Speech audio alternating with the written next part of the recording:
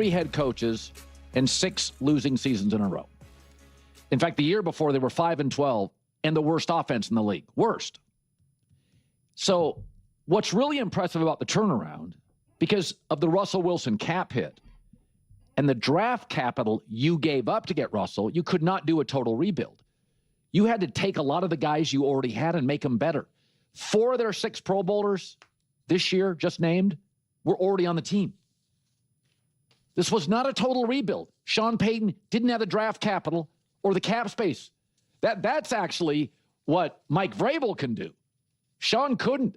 He took a guy like Quinn Miners, who was a guard from a small school, who was a guy. He's now arguably the best guard in the league since Sean Payton arrived. He took Zach Allen, 4 years in Arizona, good player, no Pro Bowlers. Now Zach Allen's a monster.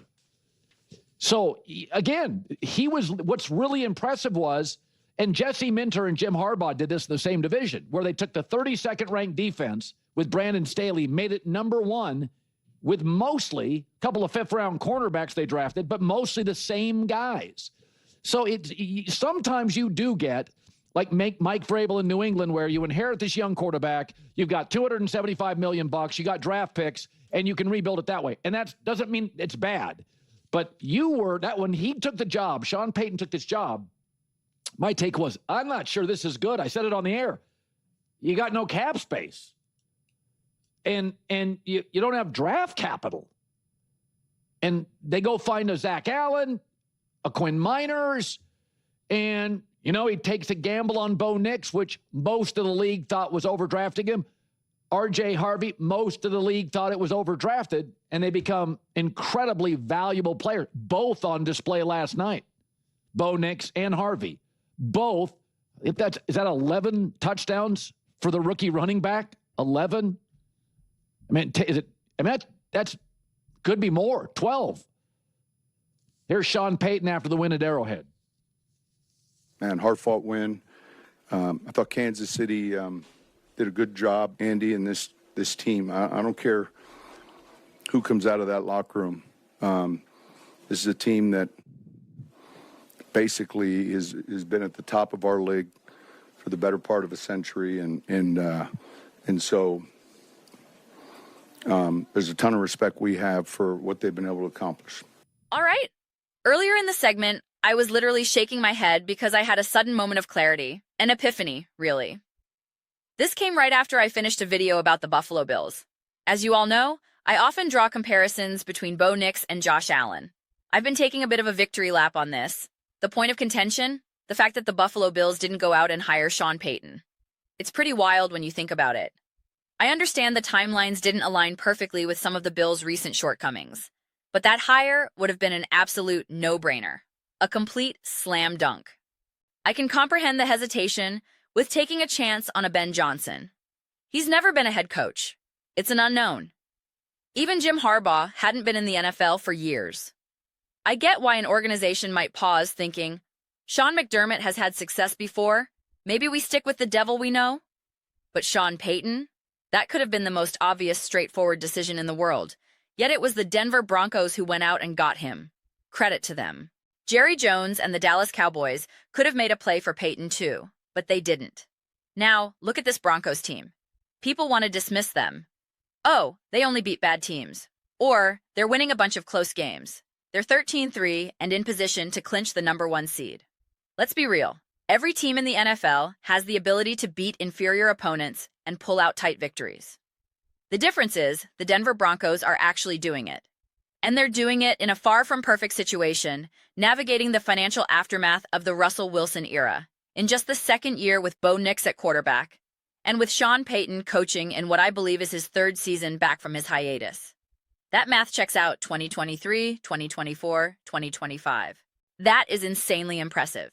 It took Andy Reid a few years to get fully situated with the Kansas City Chiefs, and that was after he had essentially a decade of proven success elsewhere. I think Payton himself might have misspoken recently, referencing the Chiefs' dominance for the better part of a century or something along those lines. The phrasing was off. But Reid has been a dominant force for about a quarter century now, thanks to his work with the Eagles and then the Chiefs. He immediately got Kansas City to the playoffs, meticulously built that roster, developed Alex Smith, and then, at the perfect time, with Tyreek Hill and Travis Kelce entering their primes, made the courageous, cutthroat decision to move on from Smith for Patrick Mahomes. That's what a great coach and organization does. They build a foundation, recognize the final piece needed to elevate, and have the guts to make that move. You need an Andy Reid to do that. Similarly, the Broncos moving on from Russell Wilson when they did doesn't happen without a figure like Sean Payton steering the ship. It just doesn't. The Chiefs don't move on from Alex Smith without Reid. These franchise-altering decisions require a leader with the vision and the fortitude to make them, even when they're not universally popular.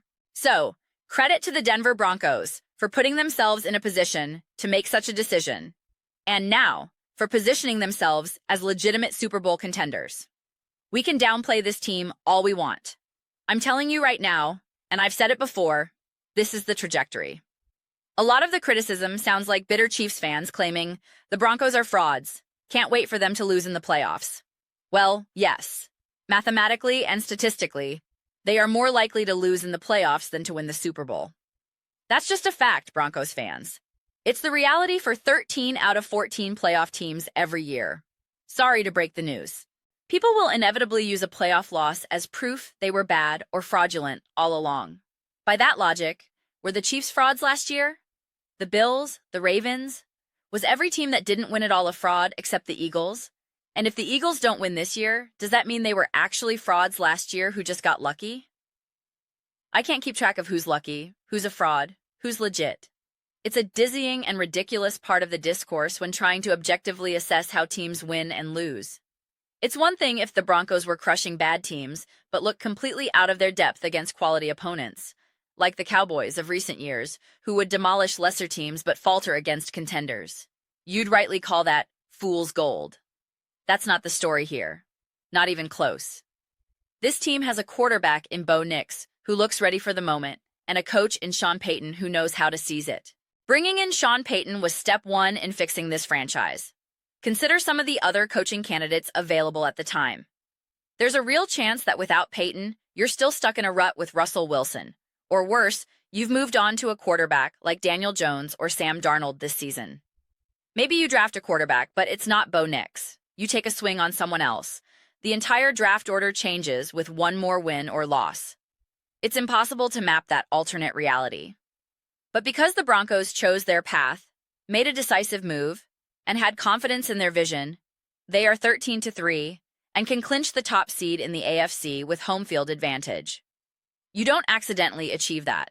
You don't back into that record just by beating up on bad teams. And it's not as if we've watched this team and thought, my goodness, they get luckier with every single week. That hasn't been the narrative at all. I'm excited to see how it all pans out. We're nearing the end of the season. It's both thrilling and a bit depressing that it's almost over. The Broncos deserve a ton of credit. Sean Payton deserves a massive amount of credit. Now, we just have to wait and see. But I'm telling you right now, whether they win the Super Bowl or not, whether they lose in the first round, that outcome is not proof they weren't great, that they were frauds, or any of that nonsense. None of it.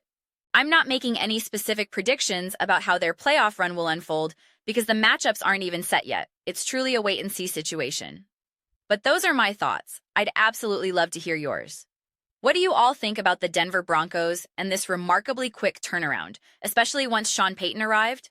Let me know in the comments below. I read every single one. Whether you agree or disagree, let's get into some discussions, maybe even some friendly fights, but ultimately, let's just have some fun with it. Please consider subscribing. We're building an amazing community here, and I'd love for you to be part of it. I want to build something we all feel connected to and excited about. I think we're well on our way. Don't forget to give this video a thumbs up, as it really helps with visibility and the algorithm. Thank you so much. See you next time.